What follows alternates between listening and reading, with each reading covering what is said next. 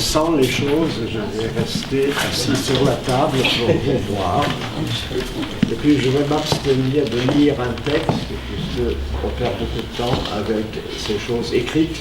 Je vais essayer de les résumer, c'est plus simple pour moi et pour vous, et plus agréable peut-être pour qu'on ait une discussion par exemple. Donc, en acceptant cette invitation, qui m'honore évidemment, je ne me doutais pas qu'elle allait me plonger dans les affres de l'incertitude et de l'hésitation, car le thème qu'on m'a proposé peut être abordé de deux manières radicalement différentes. Il s'agit de la question du rapport entre la modernité européenne et la diversité des langues d'Europe. Cette question peut être abordée, et là je simplifie un peu, sous un angle purement scientifique, puisque la modernité peut se définir scientifiquement comme une rupture qui se produit en Europe au moment où Copernic a délogé la Terre du centre de l'univers. Et on peut également aborder la question du rapport entre la modernité européenne et les langues d'Europe sous l'angle purement littéraire. Alors, je vais faire un peu les deux, et je vous laisse choisir celle qui vous paraît la plus appropriée. Et je me doute que ce sera l'approche littéraire. Du point de vue scientifique, l'avènement de la science moderne, la révolution copernicienne marque un tournant décisif dans la mesure où il met fin à la représentation purement circulaire du cours des choses qui se rencontre dans toutes les civilisations du monde avant l'intervention de l'Européen Copernic. Or, en libérant le cours des corps célestes de leur ancrage dans un centre qui les retient et les oblige de tourner autour du centre, il ouvre la perspective de l'avenir. Immédiatement après la publication de sa thèse, et lui-même était tellement effrayé qu'il ne l'a pas publiée de son vivant, apparaissent les premières utopies. La toute première, celle de 1516, et de Thomas More, c'est lui qui a inventé le terme, et elle trace les perspectives d'un développement qu'il appelle progrès. Dans les sociétés traditionnelles archaïques, la perspective du progrès n'existait pas. Comme le disait l'Ecclésiaste, ce qui a été sera, rien de nouveau sous le soleil. Mais avec Copernic apparaît soudain la possibilité d'imaginer ce que sera le futur. Et ce sont les scientifiques qui, les premiers, vont s'engouffrer dans cette ouverture en essayant de déterminer quel est exactement le cours des choses à venir. Kepler est un des premiers grands noms. Et bien, à partir de cette ouverture, naît soudain une langue qui est entièrement destinée aux initiés, dont Galilée dira quel est l'encodage divin de la création. Ce sont les mathématiques. Alors, la particularité de cette langue, les mathématiques ont existé avant, mais elles étaient utilisées au sein de réflexions qui étaient guidées par d'autres langues, par des langues naturelles. Et à partir de cette ouverture que Copernic pratique, les mathématiques deviennent soudain une langue à part, qui se développe selon ses propres lois, et dont le principe est que la réalité décrite doit être évoquée sans le moindre équivoque. C'est la précision de cette langue qui fait sa vertu. Et donc, du coup, s'ouvre un clivage, puisque de l'autre côté, dans le discours des utopistes, on a affaire à une langue de l'imagination. Ce sont des gens qui essayent de tracer un autre devenir de l'humanité, un devenir moral, qui n'a au départ rien à voir avec ce que les mathématiciens sont capables de prédire des événements qui se produiront dans la nature. C'est ça l'origine des conflits, qui va ensuite se prolonger, et je ne vais pas m'y attarder puisque je vais plutôt parler de l'autre entrée littéraire, un conflit entre deux types de langage que dans le livre que Fulvio a cité, j'ai qualifié de langue dénotative.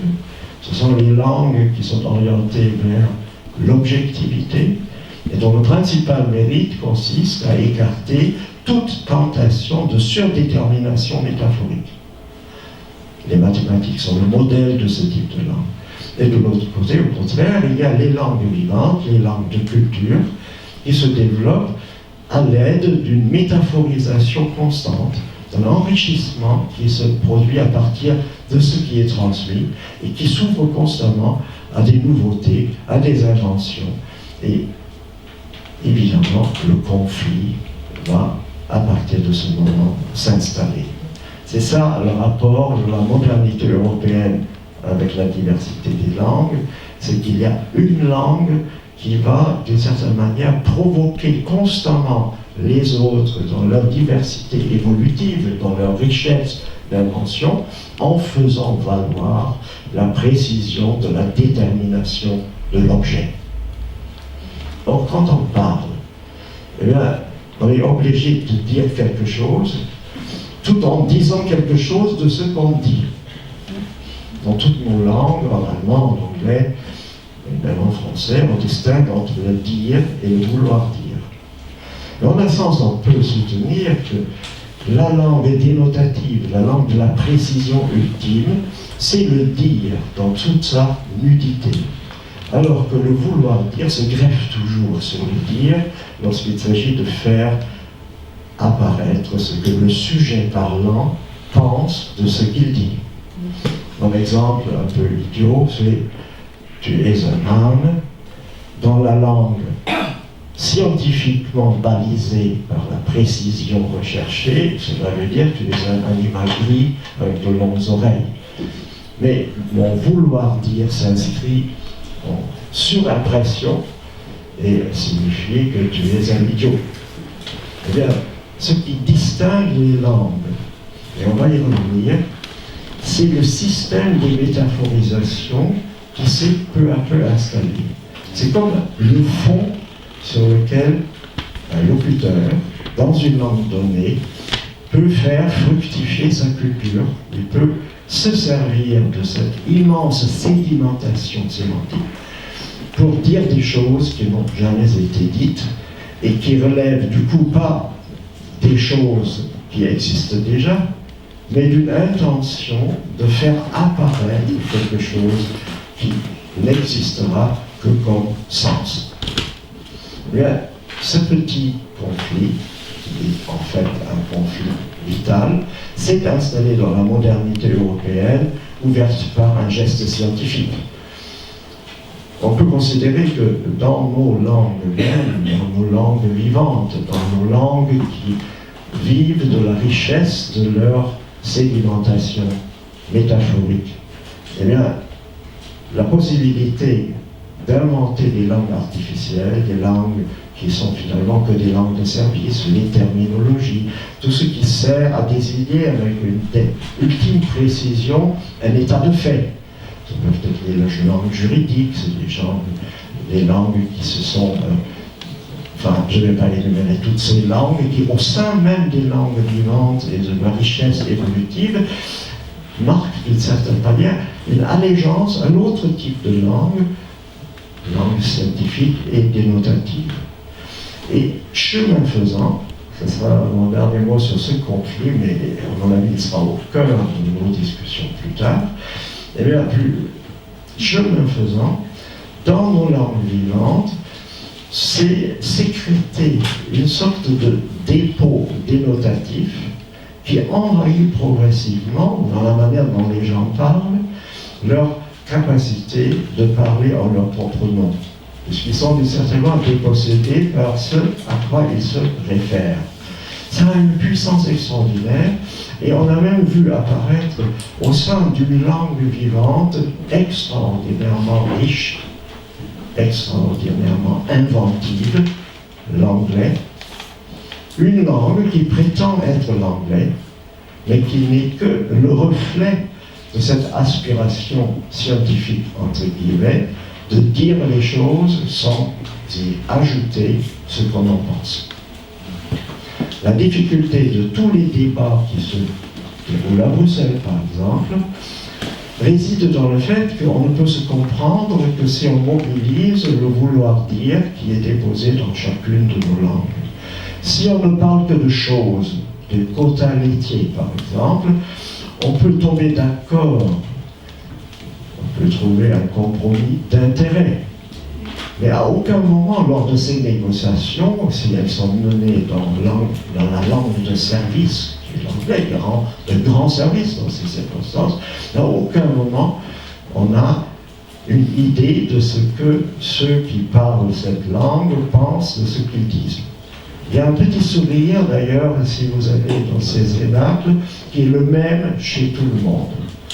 C'est un petit sourire de décontraction agréable. On a l'impression qu'on s'entend très bien parce qu'on parle tous de la même chose, mais justement on ne se comprend pas. Et, juste une petite anecdote qui me vient, vous savez que Jacques Delors, quand il était à la présidence de la Commission, avait créé une cellule de prospective qu'il avait chargée de trouver les moyens de faire avancer la compréhension entre Européens. Lui qui était croyant pensait que ça passait nécessairement par les religions ou par les confessions. Et là, le groupe qu'il a installé pour réfléchir à ces questions a reçu le message suivant. Si après 2 jours et 2 nuits d'âpres négociations, par exemple sur les quotas laitiers, on tombe d'accord au petit matin, avec un soulagement infini, on éprouve une sorte d'euphorie qui suggère qu'on s'est compris. On va au buffet pour prendre le petit café du matin. L'Italien va se faire servir un ristretto, c'est-à-dire un petit noir tassé, qui, à son insu, signifie métaphoriquement sa virilité. Et lorsqu'il voit un Européen du Nord se faire servir un café long et ajouter en plus du lait, il ne pourra jamais s'empêcher de penser que c'est une lavette. Or là, on a affaire à un concept de langue élargie, qui inclut aussi les gestes culturels dans leur ensemble.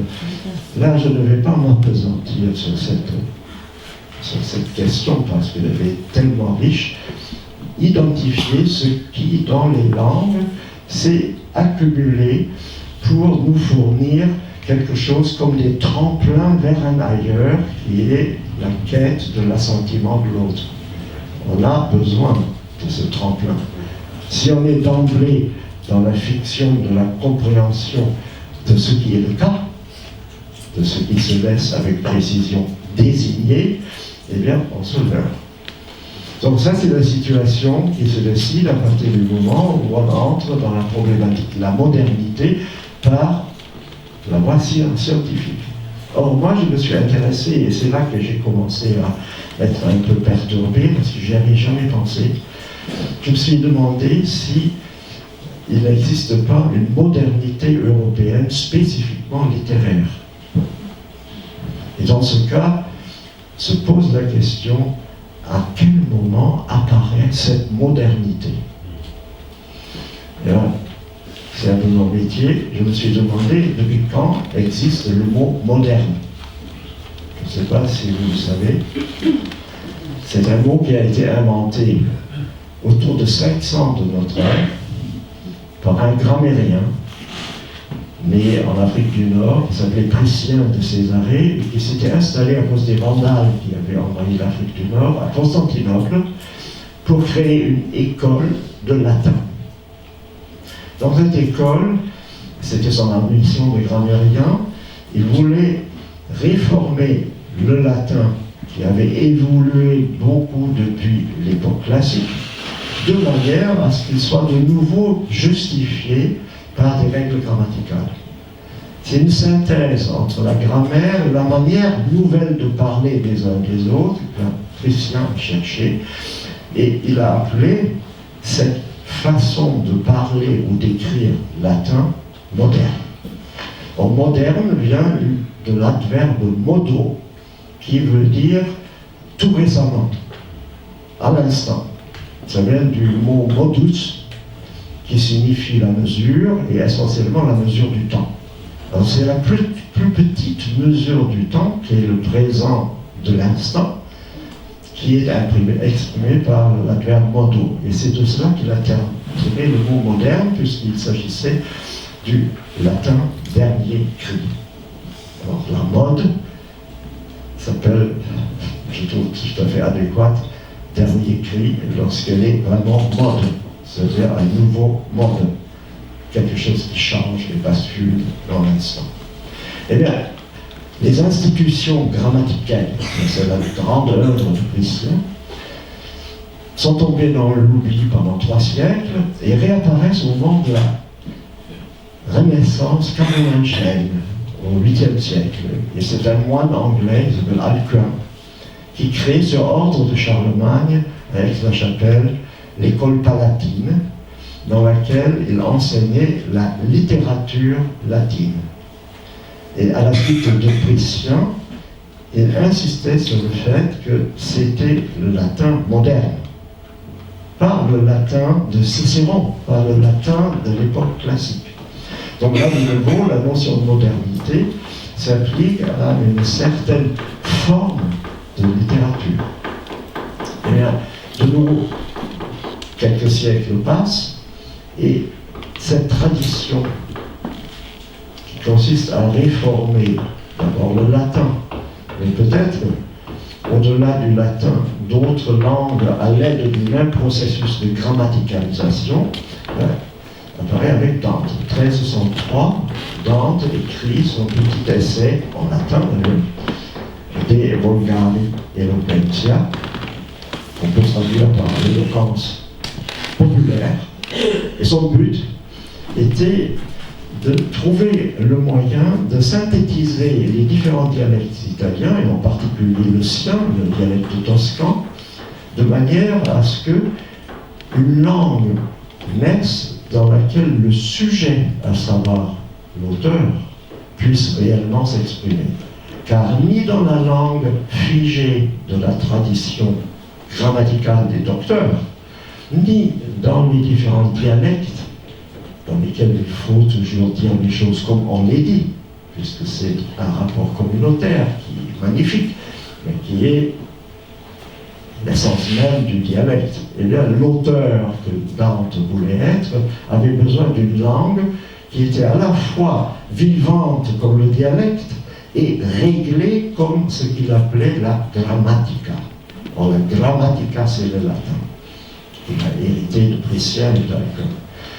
De cette manière, il invente l'italien, la première langue moderne de culture.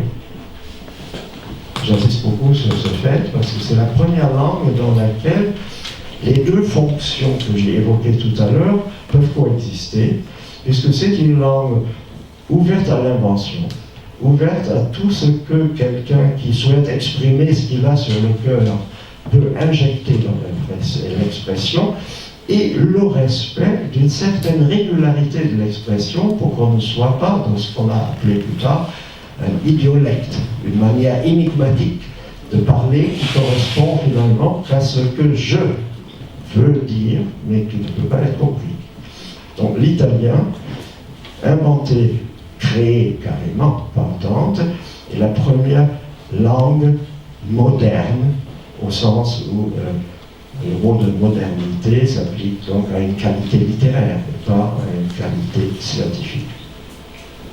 Une fois que Dante a ainsi fait émerger la possibilité pour un auteur, pour un individu, de laisser la trace de son vouloir dire dans une langue réglée, qui peut donc être comprise par tout le monde, eh bien, les humanistes reprennent le flambeau assez rapidement en considérant que les textes de la tradition qui viennent de la Grèce antique, puisqu'il faut songer qu'en 1430, les Turcs commencent à faire pression sur Constantinople, sur Byzance, et les riches grecs avec leur bibliothèque se réfugient en Italie. Et soudain, on se trouve en présence de textes qui ont des auteurs humains, mais on n'a aucune technique pour les déchiffrer. c'est là que le terme humanitas prend tout son sens, c'est-à-dire c'est la revendication de l'interprète de considérer l'auteur de l'écrit comme un être humain, par opposition à la divinitas de l'auteur, qui était à l'origine des techniques d'exégèse biblique. Le magistère romain, par exemple, avait un certain nombre de dogmes, et à l'appui de ces dogmes, on citait des extraits des textes bibliques. Mais à aucun moment dans ce geste d'exégèse, on s'intéressait à la cohérence de l'ensemble du texte. Ce que les humanistes font, ils vont projeter l'idée de l'existence d'un auteur humain, non seulement sur les écrits de Platon, Hérodote, mais sur la Bible. Et ça a une conséquence immédiate, c'est la réforme protestante, puisque l'exigence herméneutique, c'est ça le mot qu'ils inventent, est réformée de toute espèce, et de lire les textes bibliques comme si ils avaient un auteur avec une intention de signifier semblable à celle qu'un être humain. C'est ça le sens du mot humaniste. Et bien, à partir du moment où l'herméneutique et l'exégèse entrent en conflit, se pose le problème central de la modernité littéraire européenne. Je m'excuse, j'ai une terrible sciatique, donc j'ai fait des espèces de gestes absurdes. Et ce problème, ou cette question, cette tâche, c'est la traduction. Parce que les humanistes, d'ailleurs aussi les protestants, Luther en tête, s'attellent à cette tâche qu'est la traduction. Et la traduction pose d'emblée la question du rapport entre l'intention de signifier, qui est celle de l'auteur, et les règles à observer pour que ce qu'il dit puisse être compris par autrui. Il faut avoir quelque chose en commun, mais il ne faut pas que ce soit, comme dans la perspective purement scientifique, la réalité objective. Ce sera une certaine manière de parler une langue. À l'intérieur d'une langue que nous partageons, nous pouvons, lorsque cette langue est moderne, au sens où Dante l'avait compris à la suite d'Alcuin et de Priscien, on peut constamment innover. Et cette innovation n'est pas quelque chose qui va perturber la compréhension lorsqu'elle respecte ce qu'on appellera ensuite le génie de la langue. Alors c'est quoi le génie de la langue?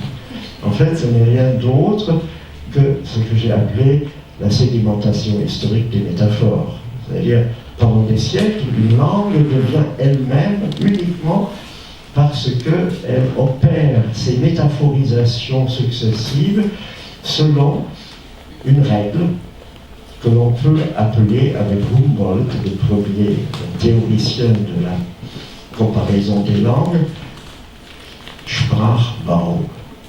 C'est-à-dire, Bau, c'est la construction, Sprachbau, c'est la manière dont une langue est construite. C'est beaucoup plus que la syntaxe, puisque la langue est aussi construite par des manières de dire qui ne se laissent pas réduire à la règle syntaxique. Ce sont des formes idiomatiques, des manières qui sont invétérées et que l'on répète presque spontanément, et à partir desquelles on peut ensuite inventer, si on ne brise pas ce commun accord qui repose sur l'appartenance à un horizon langagier.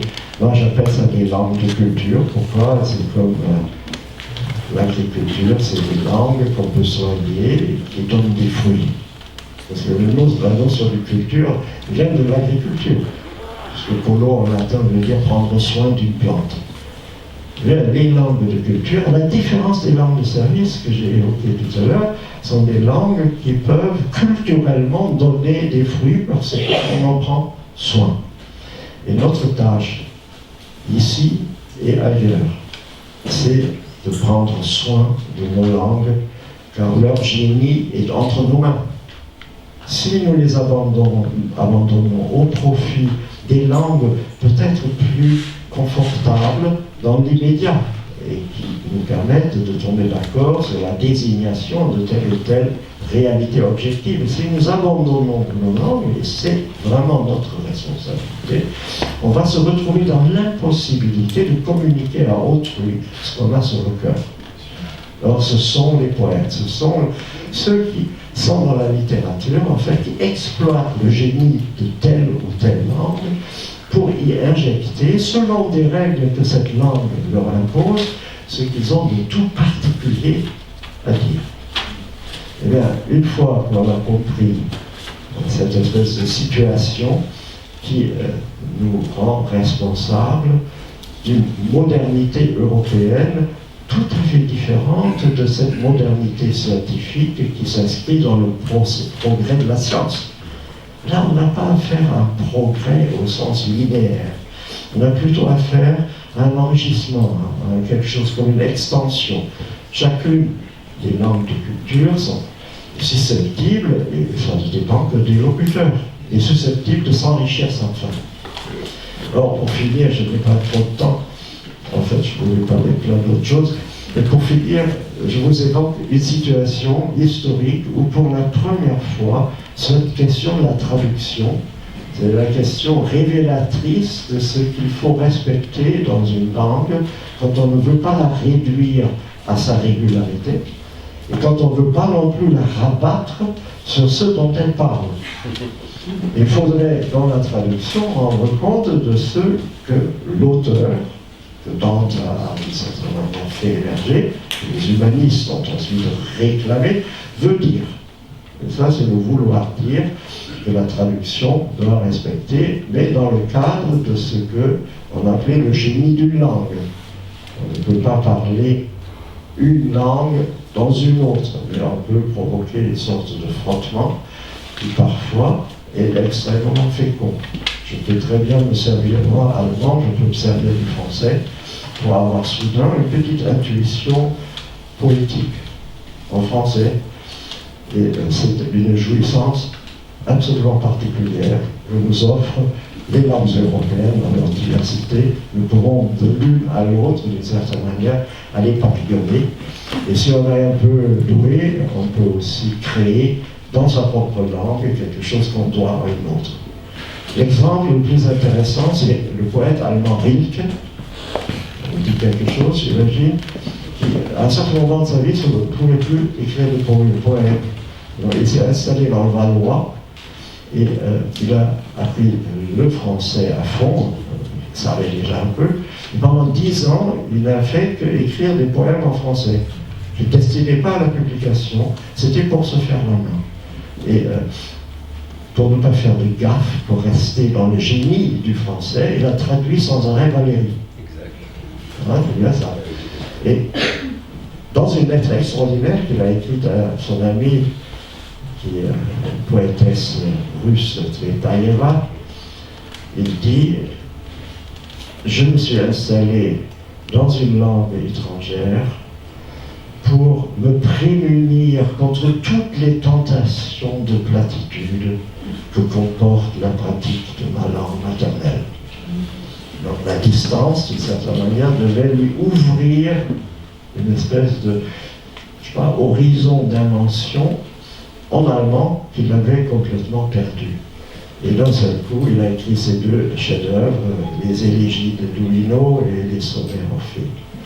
Ça, c'est pour moi un exemple extraordinaire. Et donc, dans la lettre, juste avant sa mort, dans laquelle il remercie Tsvetaeva, il dit écoute, je ne sais pas ce que c'est qu'une langue maternelle. Finalement, nous, les poètes, on la cherche en la créant.